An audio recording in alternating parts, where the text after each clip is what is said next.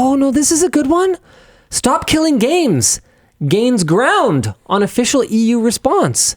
So the background here, if you're not familiar, is Stop Killing Games is a movement aimed at restricting game publishers' ability to render games unplayable after purchase. They have petitioned the EU, among others, for new legislation regulating how and when publishers can delist and sunset games. In June, Stop Killing Games was officially registered by the European Commission as a citizens' initiative.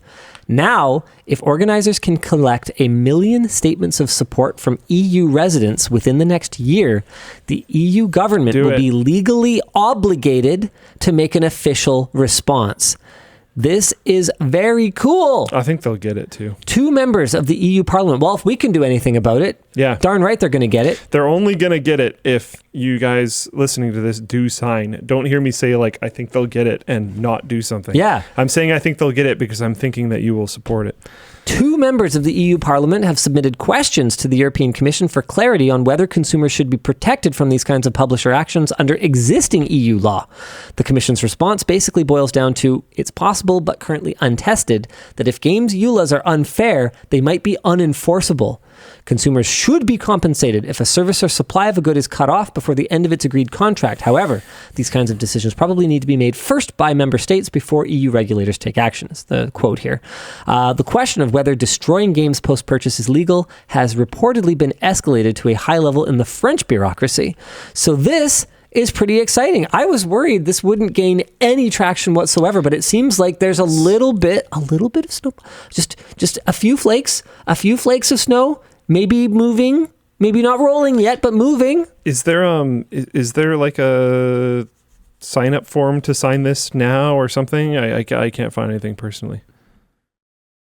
Is there something we can direct people to? I don't know. Tell you what, we will find out. Dan, if you don't mind making a note for Jessica, we will find out for you guys for next week, and we will direct you to the right place, because if we can get everyone who watches the WAN show who lives in the EU to sign up for this, maybe we could even do another special early morning WAN show, like a first thing Friday WAN show, so we can catch more of them live. That'd be cool. I'm down. I'm excited. This is great, because realistically, if they have to put in the work to hand over the server tools to the community, or do whatever it is, then they might as well just hand it over everywhere in every region rather than just in the EU. We see this over and over and over again, where one large jurisdiction basically goes, yeah, you can't do that, and they change their behavior worldwide. I'm super excited.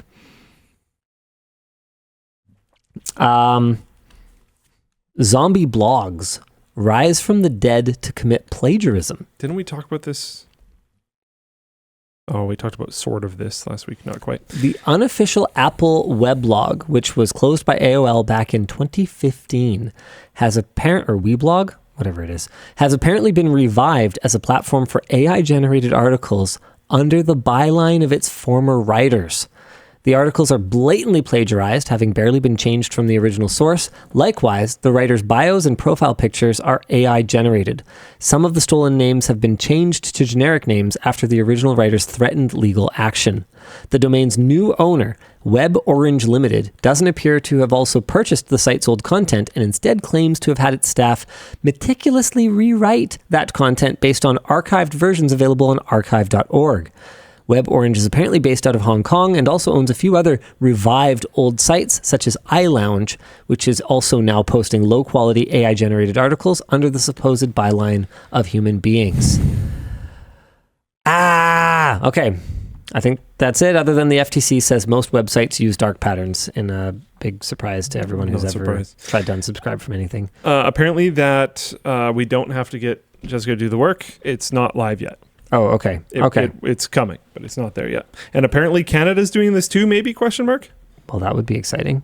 Yeah, I don't think we have notes on that necessarily, but if you go to stopkillinggames.com/countries, you can see the various flags, and there's the Canadian flag, and you can sign the petition and do stuff like that.